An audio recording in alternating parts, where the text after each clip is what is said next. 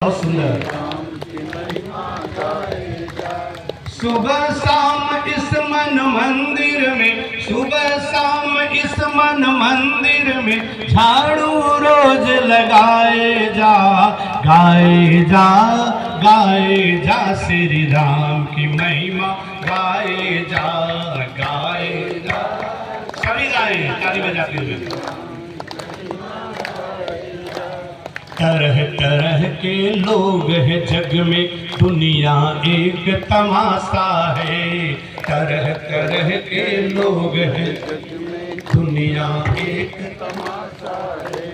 कहीं खुशी है कहीं पे गम है, आशा कहीं निराशा है। कहीं खुशी है कहीं पे गम है, आशा कहीं निराशा है। वही हंसाए वही रुलाए, वही हंसाए वही रुलाए, तू अपना फर्ज निभाए जा, गाए जा, गाए जा श्री राम की महिमा, गाए जा, गाए जा, गाए जा श्री राम की महिमा, गाए जा। सुबह शाम इस मन मंदिर में, सुबह शाम इस झाड़ू रोज लगाए जा, गाए जा, गाए जा श्री राम की महिमा, गाए जा, गाए जा, गाए जा श्री राम की महिमा, गाए जा। वही हंसाए वही रुलाए, वही हंसाए वही रुलाए, तू अपना फर्ज निभाए जा, गाए जा, गाए जा श्री राम की महिमा, गाए जा, गाए जा, बोले सियावर रामचंद्र की। मैं कुछ और सुनाने वाला था, लेकिन हेमंत ने कहा इसके आगे आप सुना दीजिए जो मैं बोला हूँ, आगे आप चले चलिए। बात कहाँ तक हुई थी? इन्होंने क्या कहा था? तेहि क्षण मध्य राम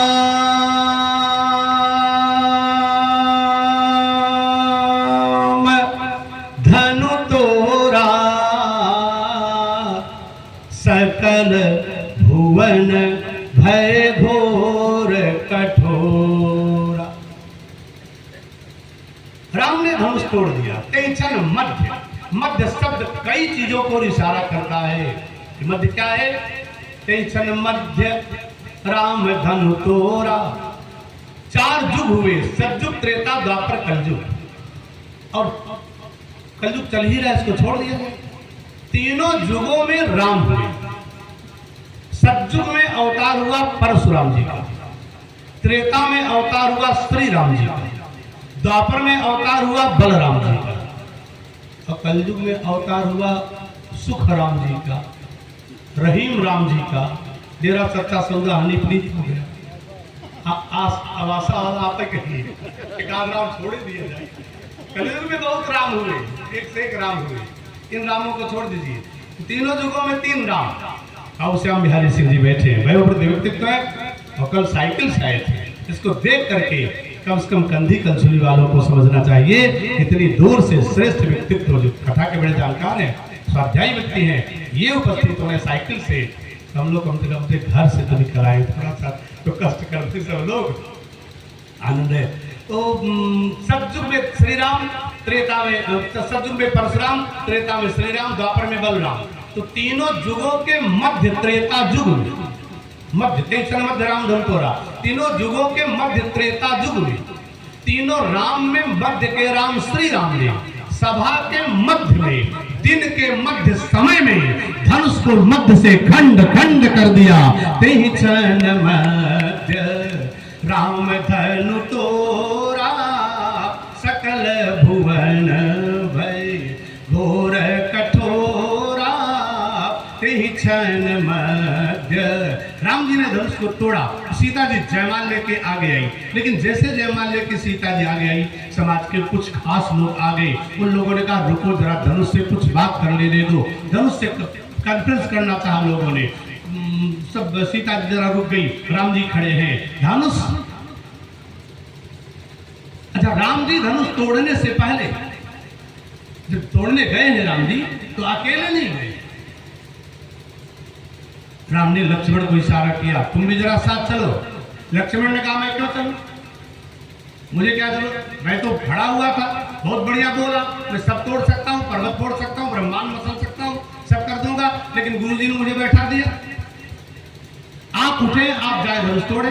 राम ने कहा, चलो मेरे साथ तुम भी।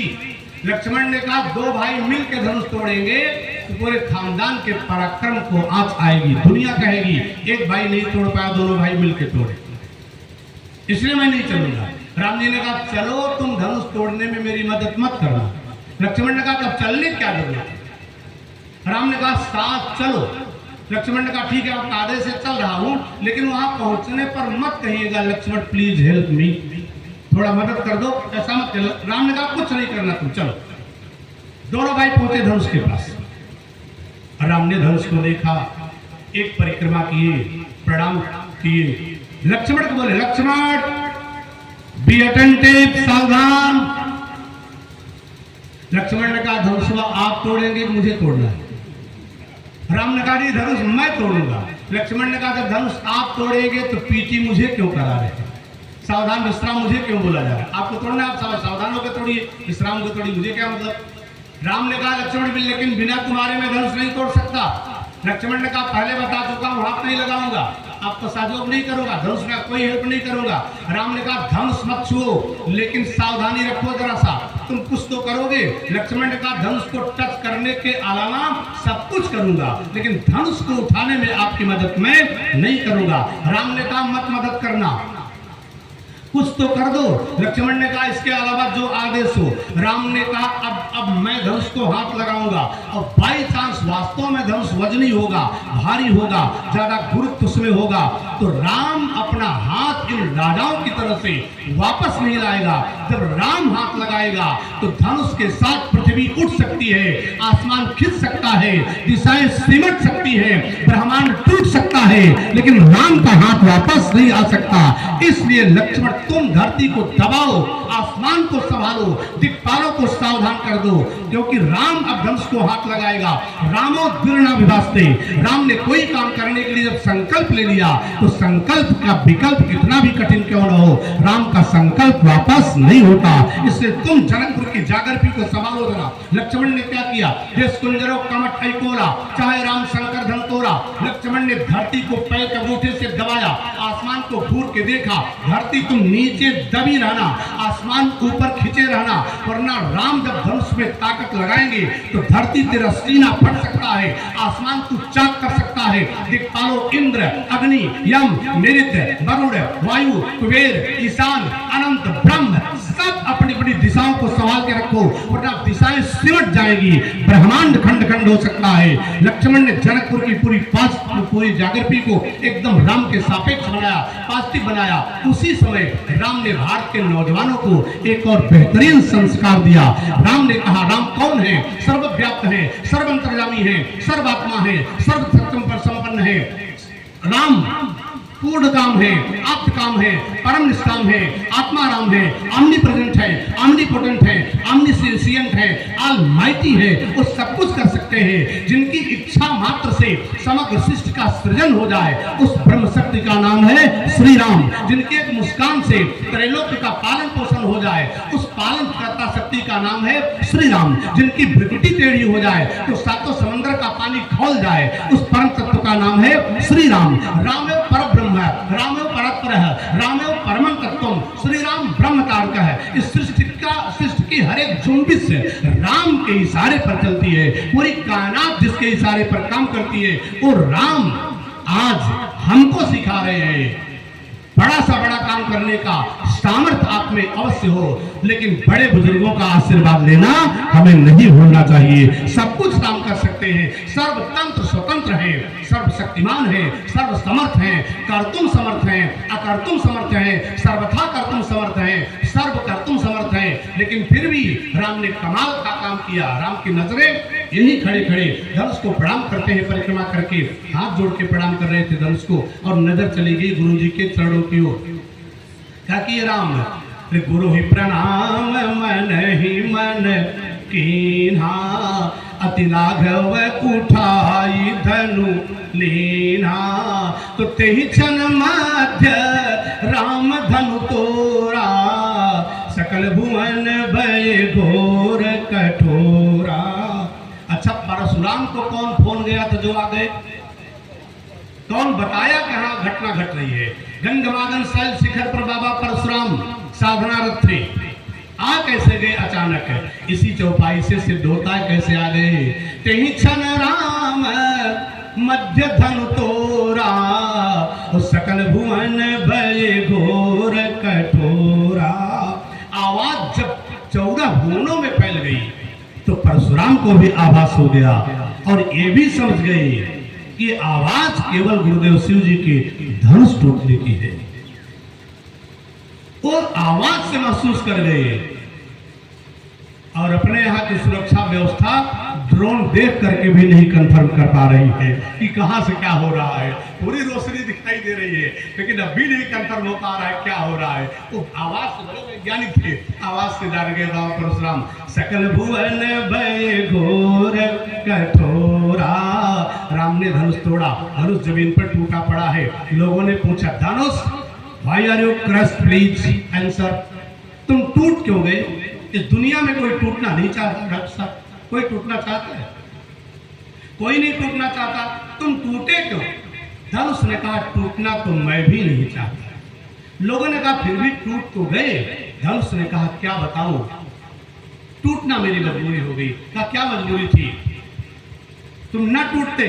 धनुष ने कहा, टूटना मैं भी नहीं चाहता था, लेकिन जब मुझे पता चला कि मेरे टूटने से ही राम और सीता दो अच्छे लोग आपस में जुड़ जाएंगे, तो मैंने सोचा समाज को जोड़ने के लिए अपने को तोड़ लेना पड़े तब भी कोई नुकसान नहीं है। समाज को जोड़ने का काम हमें हमेशा करना चाहिए। और आजकल तो लोग जोड़ने की बात छोड़ो, तोड़ने के चक्कर में अपना नुकसान कर रहे हैं। जो व्यक्ति बेटे की बीमारी में 100 रुपया नहीं दिया होगा मांगने पर, वही व्यक्ति भाई से झगड़ा होने पर चौराहे पर मिलता है।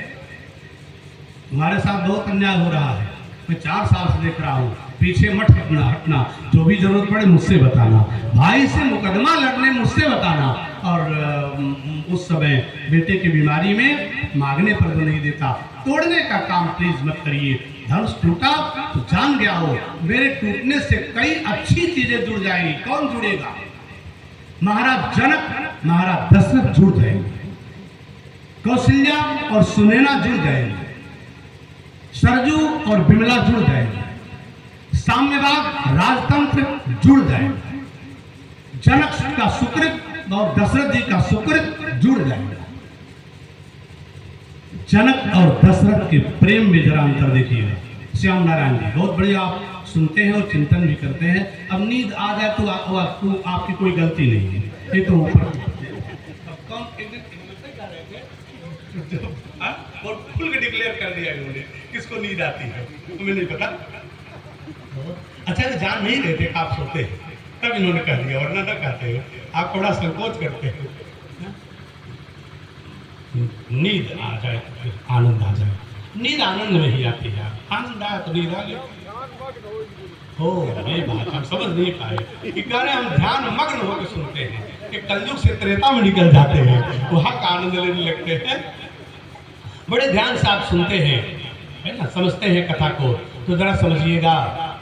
धनुष श्री राम ने तोड़ा लोगों को जोड़ने के लिए। जनक और दशरथ जी का दोनों का प्रेम देखिए। जनक भी राम के ऐसे प्रेमी हैं जिस राम को प्राप्त करने के लिए महाराज दशरथ जी पत्नी के साथ, शत्रुपा के साथ, मनु के रूप में 23,000 वर्ष तक तपस्या किए थे। राम को बुलाने के लिए, पाने के लिए महाराज दशरथ जी 23,000 वर्ष तक तपस्या किए। तो राम भगवान ने कह दिया कि आप सरिस का खोजो जाई, नृ पट्टाओ तले हो मैं आई, मैं स्वयं आपका बेटा बनके। एक महाराज दशरथ जी है जो 23,000 वर्ष तक पुकारे, तब राम उनके घर आए। और एक जोगीराज जनक जी है जो कभी नहीं बुलाए, तब भी राम उनके घर पे पहुंच गए। बिना बुलाए राम पहुंचे हैं। सुन करके धनुष जग सोनी रघुकुल नाथा। जनक जी का कोई मैसेज नहीं, हरसि चले मुनिवर के साथा, हरसि चले। वो जनक जी ज्ञानी है ना, जब ज्ञानी है तो थोड़ा सा तो रहेगा कि हम ज्ञानी है। ज्ञानी ही बोल सकता है, जिसको संस्कृत नहीं पता है कौन कथा कहेगा, है ना। भक्त थोड़ी ऐसा बोले। महाराज दशरथ जी भक्त हैं, जनक जी ज्ञानी है।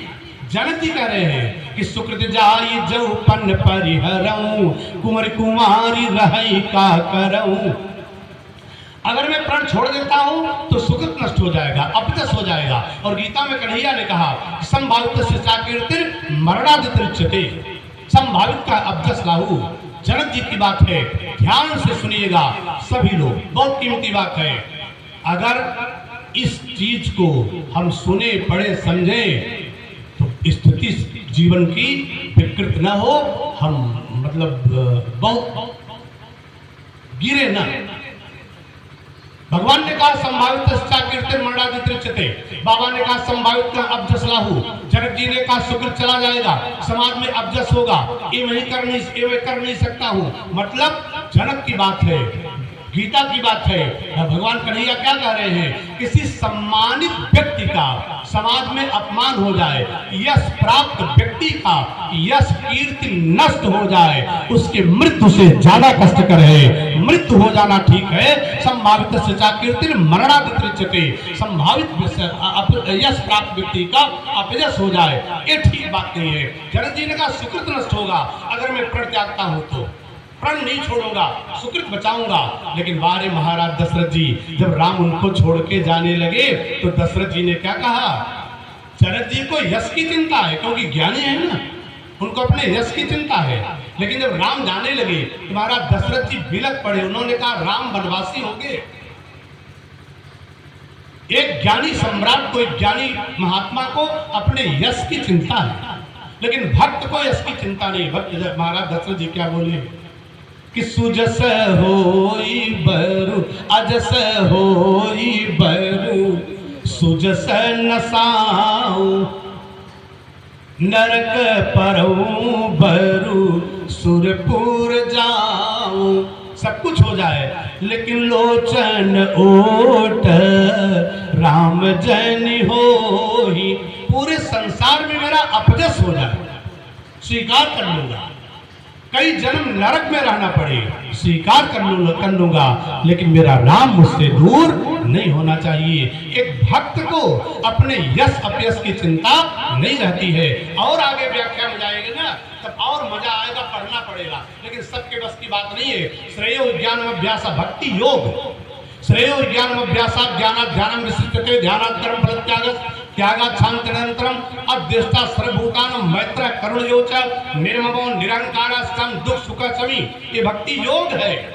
योग होता है साहब 15 मिनट सिर नीचे करके पैर ऊपर करके पड़े रहना, लटके रहना, वो योग नहीं है, शीर्षासन है। पैर कंधे पे लटका लेना, अपने उलट जाना, योग नहीं है। योग का एक अंश है, आसन है। जो योगी होगा वो योग क्रिया, और योगी जो होगा तो योग मतलब यम नियम आसन, इसी में बहका दिया पूरी दुनिया को व्यक्ति ने। यम नियम आसन प्राणायाम प्रत्याहार ध्यान धारणा समाधि, वो योग की पराकाष्ठा है। समाधि लगती कहाँ है? शरीर 3 प्रकार का होता है, स्थूल शरीर जिसमें व्याधियां होती हैं, सूक्ष्म शरीर जिसमें आधियां होती हैं, और तीसरा कारण शरीर। स्थूल में व्याधि है, सूक्ष्म स्थूल में व्याधि है, सूक्ष्म में आदि है, स्थूल सूक्ष्म से भी जो ऊपर उठे तब समाधि है कारण शरीर में। और जब योग के पराकाष्ठा पर कोई होगा तो कच्ची घानी सरसों के तेल का प्रचार करने नहीं दिखाई देगा, तब वो बिस्कुट का प्रचार नहीं करेगा। याद रखना, योग कर्मस कौशलम चित्त वृत्ति निरोधा योग अथ योग अनुशासनम ब्रह्म जीव समायोगो समत्तम योग उच्यते। योग है। एक सेंटेंस की व्याख्या अच्छी सुनिए, आनंद लीजिए, लेकिन वो सब हवाई फायर होगा। योग योग होता है, उस योग में जाएंगे तब भगवान कृष्ण कहते हैं श्रेयो ज्ञानम अभ्यासात् ज्ञानात् ध्यानं विशिष्यते ध्यानात् कर्म फल त्यागात् शान्तिरनन्तरम् अद्वेष्टा सर्वभूतानां मैत्रः करुण एव च निर्ममो निरहंकारः सम दुख सुख समी संतुष्टः सत्तम योगी। वो योगी है संतुष्टः सत्तम योगी यथात्मा दृढ़निश्चय मयि अर्पित मनोबुद्धिर यो मद्भक्तः समय प्रिय समः शत्रु च मित्रे च तथा मान अपमानयोः। दशरथ जी कह रहे हैं मान हो अपमान हो यश हो अपयश हो लेकिन राम मुझे चाहिए। तथा मानापमानयोः शीतोष्ण सुख दुखेषु समः संग विवर्जितः तुल्य निंदा स्तुति मौनी संतुष्टो येन केनचित् अनिकेतः स्थितिमतिर् भक्तिमान्य समय प्रिय। वह भक्तिमान पुरुष मुझे प्रिय है जिसको यश अपयश की चिंता न हो। तो जनक जी ने कह दिया मुझे अपजस लगेगा, ये गड़बड़ बात है। लेकिन दशरथ जी ने कह दिया कि अजस होई बर सुजस नसाऊं, सब कुछ हो जाए लेकिन राम मेरे मुझसे दूर ना हो। अब जब पत्रकारों ने पूछा धनुष से, धनुष तुम टूटे क्यों? धनुष ने कहा जब मुझे पता चला कितने लोग जुड़ जाएंगे मेरे टूटने से तब मैंने टूटना उचित समझा। आज हमें धनुष से सीखना है, समाज को जोड़ने के लिए बुद्धि विवेक खर्च करिए, समाज को तोड़ने का काम हमें नहीं करना चाहिए। एक टेलर के पास एक नौजवान गया कहा टेलर अंकल मेरे शरीर की नाप ले लो, कपड़े सिलवाना है, पैंट शर्ट। टेलर उस समय चटाई पे बैठ करके किसी के शर्ट में बटन टाक रहा था। इंची टेप उठाने से पहले टेलर ने हाथ की सुई को टोपी में लगाया और टेप लेकर के लड़के को नापने लगा। लड़के ने कहा टेलर अंकल एक चीज समझ में नहीं आई, सैकड़ों रुपए कीमत की पीतल की मुठिया लगी हुई एक कीमती कैंची आपने नीचे जमीन पर पैरों के पास रखा है और 2 पैसे की सुई है, इसको आपने सिर पर टोपी में लगा लिया है। आखिर कीमत तो कैंची की ज्यादा है, उसको ऊपर रखते, सुई 2 पैसे को आप ऊपर सिर पे रखे हो। टेलर मुस्कुरा कहा नौजवान किसी भी व्यक्ति का सम्मान, सावधान वाक्य कीमती है, किसी भी व्यक्ति का सम्मान उसकी कीमत से नहीं होता है बल्कि उसके चरित्र से उसका सम्मान समाज में होता है। आपका चरित्र कैसा है उसी आधार पर समाज आपको रिस्पेक्ट देता है, इंपॉर्टेंस देता है। सम्मान पाना है, चरित्र संभालना होगा। लड़के ने कहा tailor uncle explain your sentence please, अपने वाक्य का विश्लेषण कर दो। टेलर बोला कहा दोनों को देखो, कैंची और सुई को। अरे सैकड़ों रुपए कीमत की कैंची है लेकिन जुड़े हुए कपड़े को काट के अलग कर देती है तो पैरों के पास रखी जाती है। 2 पैसे की सुई है लेकिन अलग हुए कपड़े को सिल के जोड़ देती है तो सिर पर रखने लायक है। जो समाज को, परिवार को, लोगों को जोड़ने का काम करे वही सतत बंदरी है, वही श्रेष्ठ है, वही सम्माननीय है। एक नगर में एक नियम था, ध्यान से सुनिएगा। उस नगर का नियम था कि जो भी व्यक्ति सिंहासन पर बैठेगा 5 वर्ष तक उसकी हुकूमत का पूरा सम्मान किया जाएगा, वो जो हुक्म देगा माना जाएगा। लेकिन 5 वर्ष बाद उस व्यक्ति को नदी के उस पार घनघोर जंगल में जहाँ हिंसक जानवर रहते हैं उधर नाव से छोड़ दिया जाएगा, जहां उसको जंगली जानवर मार के खा जाएंगे। ये उस राज्य का नियम था। और लौटते समय उस राजा को उस पार छोड़ेंगे, वहां वो मरेगा, पक्का है मरेगा। घनघोर हजारों बीघे का जंगल है, वो निकल नहीं पाएगा, मरना ही। इधर नदी उधर हिंसक जानवर, यही नियम था। और लौटते समय जो पहला व्यक्ति मिल जाता था उसी को फिर लोग राजा बना देते थे, सिंहासन पर बैठा देते थे। 5 वर्ष राज्य करेगा, मतलब पहला जो मिल जाए उसकी उम्र कन्फर्म 5 साल, उसके बाद मरना ही तय है।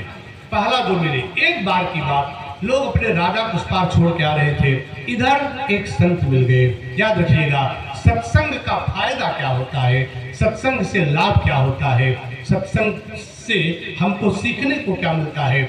जब इधर से लोग उधर राजा को जंगल में छोड़ के आए, लौटने लगे तो पहला व्यक्ति एक महात्मा मिल गए, संत मिल गए। लोगों ने पकड़ लिया, कहा महाराज हमारे राज्य का नियम है, जो पहला व्यक्ति मिलता है उसी को हम राजा बनाते हैं। महात्मा ने कहा घर परिवार छोड़ के भजन करने निकला हूँ, मुझे साधना भजन तीर्थ करने दो, मत फंसाओ राजोज के चक्कर में। फिर मैं महात्मा हूँ, राज करने का तरीका मुझे क्या पता, पढ़ा लिखा नहीं हूँ, मैं वैसा नहीं हूँ जैसा राहुल गांधी है, तो मैं कैसे राज संभाल पाऊंगा। तो कुछ मुझे जाने दो आप लोग। बहुत मेहनत किया, विनती किया महात्मा ने, लेकिन लोगों ने कहा 5 साल बाद आपको उधर छोड़ा जाएगा, नियम के अनुसार हम आपको छोड़ेंगे। महात्मा ने पूछा था और कोई उसमें कायदा कानून सर?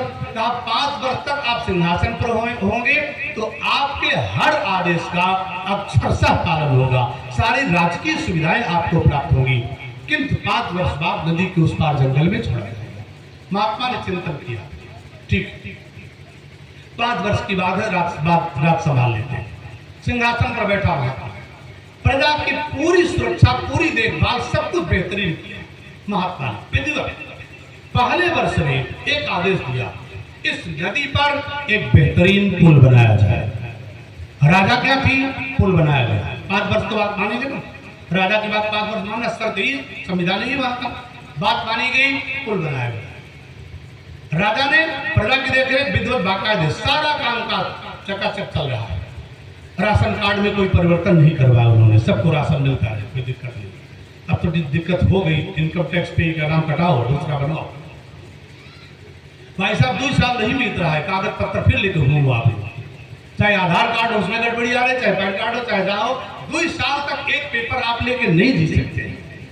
सरकार की नीति है, बाहर सरकार और सरकार की नीति, आप छानो जाके आप। महात्मा ने कहा पुल बनाया जाए, पुल बन गया, सारा राज्य सुखी है उनके राज्य में। अभी तक ऐसा राजा कोई नहीं हुआ। संत परोपकारी, तुमको कुछ नहीं चाहिए था, सब कुछ व्यवस्था प्रजा को देते थे। अगले साल उन्होंने आदेश दिया, पुल बन के तैयार हुआ, कहा इधर से उधर तक जंगल तक बेहतरीन सड़क बनाई जाए और जंगल की सफाई की जाए, कटीली झाड़ियां, फालतू वृक्ष काट करके हटाए जाए, फलदार और छायादार लकड़ियों वाले वृक्ष रखे। दूसरे साल में जंगल की सफाई की गई। अच्छा, जब जंगल की सफाई की जाएगी फिर से पशु भाग जाएंगे कि नहीं? सफाई होती गई, जानवर भागते, उस राज्य की सीमा से सारे जानवर बाहर निकले, आगे चले। तीसरे साल में महात्मा ने प्रजा की सुंदर व्यवस्था देखते हुए आदेश दिया, कहा अब उस पार एक सुंदर भव्य भगवान का मंदिर और दिव्यतम आश्रम बना दिया जाए। ये भी बन के कंप्लीट हो गया। चौथे साल महात्मा ने कहा वहां अन्न क्षेत्र, सत्संग हाल, ये सब बना दिया जाए, लोगों के भक्तों के आने जाने की सुविधा बना दी जाए, ये भी सब हो गया।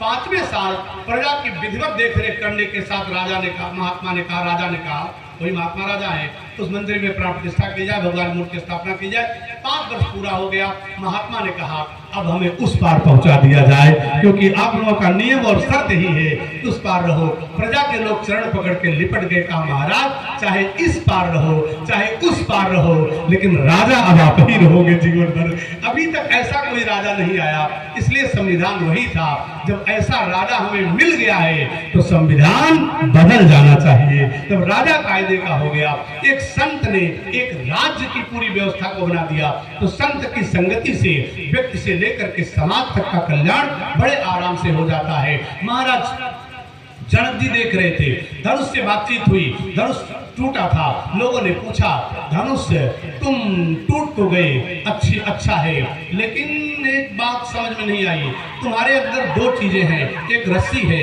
एक लकड़ी है, लकड़ी टूटी, डोरी बच गई, रस्सी बच गई, बात क्या है? कहा धनुष का स्वभाव देख लो दुनिया के लोगों, धनुष की डोरी चढ़ा के जब कोई खींचता है तो रस्सी नजदीक आती है, लकड़ी दूर होती है। मानो धनुष ने हम सबको भी बता दिया कि दुनिया के लोगों, राम ने डोरी खींची थी ना, अगर परमात्मा की शरण में रहोगे तो टूटने से बच जाओगे और परमात्मा से दूर जाओगे, उनके हाथ में भी सुरक्षित नहीं रहोगे, टूट जाओगे।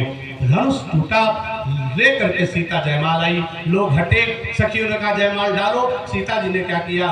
कर सरोज जयमाल सुहाई, लेकिन प्रेम विवश पहिराई न जाई, प्रेम विवश। सीता जी अपने हाथ में थी अंगूठी पहनी थी, अंगूठी में पत्थर का नग लगा था। सीता जी ने सोचा जयमाल पहनाते समय अगर ये पत्थर का नग इनकी बॉडी में टच हुआ तो जनकपुर आते समय रास्ते में एक पत्थर इनके चरणों से छू गया था, तुरंत एक औरत प्रकट हो गई थी। कहीं ये अंगूठी का नग, ये छोटा सा नग है, कहीं ये भी इनके शरीर में कहीं भूल चूक से छू गया जयमाल पहनाते समय, तो ये तो छोटा सा नया नग है, कहीं नई नवेली कोई सुंदरी ने प्रकट हो जाए और मेरे प्रेम को विवाह से पहले ही बांट ले, हो राम का ध्यान उधर न चला जाए। इसलिए ऊपर तो ले गई, लेकिन डालने में सीता जी सहम गई। ना अगर छू गया तो गड़बड़ होगा। कर सरोज जयमाल सुहाई, लेकिन प्रेम विवश पहिराई न जाई, प्रेम विवश। सीता जी जयमाल पहना ही नहीं। सखियों ने पूछा क्या हुआ, तुम ले गई उनके ऊपर सिर तक तो डाली क्यों नहीं, रुक क्यों गई। अब सीता कैसे बताएं कि सौत का डर लग रहा है, एक दूसरी में प्रकट हो जाए, ये टेंशन है। इनको मौत स्वीकार है लेकिन सौत नहीं स्वीकार है। मर जाना ठीक है लेकिन कोई दूसरी। एक ठीक खाली साहब बीमार औरत को, श्याम नारायण मोटरसाइकिल आपकी है, बीमार औरत को अस्पताल तेजी बाजार वाले पहुंचा दीजिए। और कहीं से सूचना, शुक्ला जी या कोई व्यक्ति, विनोद जी, बीमार को पहुंचाइए, आप बीमार औरत को पहुंचा दीजिए, सूचना आपकी पत्नी तक चली जाए। और बताने वाली दूसरी दुष्ट औरत बता दे, पता नहीं किसको रोज कठुआ में जाते समय ठीक कोई है और बड़ा टिप टाप रहती है, परसों टांगे उसको ले जाते। जब घर में जाएंगे आप पत्नी से कहिए चाय बनाओ, बहुत थका हूँ, चाय बनाओ, कथा सुन के आ रहा हूँ, तुरंत ही डांटे नहीं। हमसे क्या कहा था, जेकर मोटरसाइकिल घुमाओ जाओ नहीं चाह मांगा, कहा तू जौन कर रहा घूम घूम तेजी बाजार हम ना जानते, जौन कथा सुना था कुल में पता पूरा हम तो टोकेगी मतलब। ये समस्या है, संशय है। केवल मोबाइल पर हंस के बात कर लीजिए और आभास हो जाए उधर से कोई लेडीज थी, इसके बाद उस दिन घर में माहौल शांत रहेगा, मामला गड़बड़। सीता ने कहा ये डर है, खतरा है, इसलिए नहीं पहना रही हूँ। ये बताया नहीं सकते, मन की बात थी। सखियों ने कहा जयमाल डाली क्यों नहीं। सीता ने कहा क्या बताऊं, राम जी की हाइट देखो, ये 6 फुट 3 इंच के हैं और मैं 5 फुट 2 इंच की ठहरी। उम्र तो ठीक है लेकिन हाइट में कम हूं मैं, क्या किया जाए। सखियों ने कहा जरा सा, सीता जी ने कहा जरा से इनको झुका दो, ये झुक जाएंगे, मैं जयमाल डाल दूंगी। सखियों ने कहा ठीक है, हम लोग रिक्वेस्ट करते हैं कि राम जी झुक जाए, तो वे झुकेंगे। अच्छा, बगल में लक्ष्मण जी खड़े, लक्ष्मण भैया ये खड़े हैं बगल में। एक दिन पहले जब राम जी नगर में घूमने आए थे तो लक्ष्मण जी सखियों की ओर अटारी पर देखना चाहते थे। जब युति भवन झरोखन लागी, निरखही राम रूप अनुरागी, तो लक्ष्मण जी सखियों की ओर देखना चाहते थे। राम ने डिसिप्लिन मेंटेन करते हुए लक्ष्मण को इधर उधर देखने नहीं दिया था। तो लक्ष्मण जी ने मन ही मन सोचा कि आज ये जयमाल पहनना चाहता, कल हमको देखने नहीं देते और आज सीधे दुल्हन पाएंगे तो हम भी जल्दी जयमाल पहनने नहीं देंगे। शर्त के अनुसार शादी तो हो ही गई फाइनल, लेकिन जयमाल इतना जल्दी नहीं पहनने देंगे। सखियों ने राम जी से रिक्वेस्ट किया कि झुक जइयो तनिक रघुवीर, सिया मोरी छोटी सी, झुक जइयो ललाटनी और लली मोरी छोटी सी। सखिया बोली सरकार जरा झुक जाओ।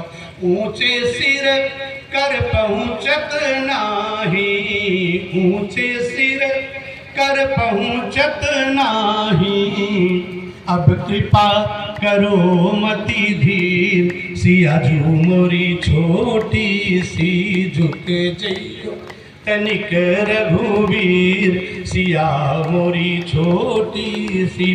कोई कीड़ा था क्या, बड़ा था ना, पकड़ लो आप, ठीक है। यहाँ तो नहीं होना चाहिए, यहाँ रोज नया मालम आता रहता है। नए मालम नहीं तो पावर हाउस वाले प्रोग्राम रहता है, 21 दिन तक चलता है, तो वहाँ भले कीड़ा उसमें आ जाए, फड़फड़ जाता है। यहाँ तो ठीक रहता है सब मामला।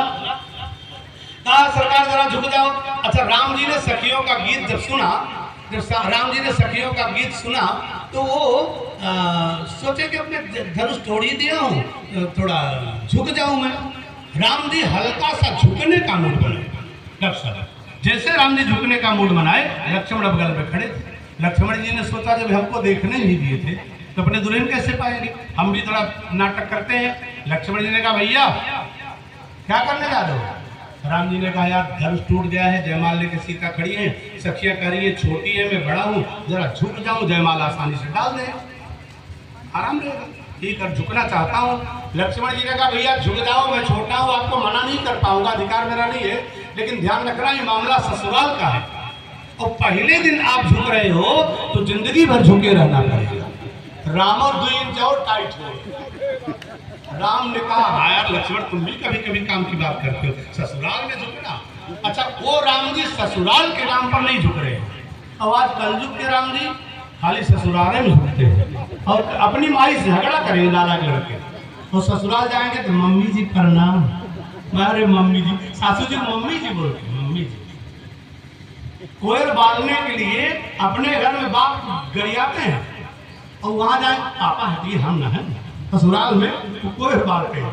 आजकल के राम जी की बात करें, वो राम जी नहीं झुके, सीधे टाइट हो गए।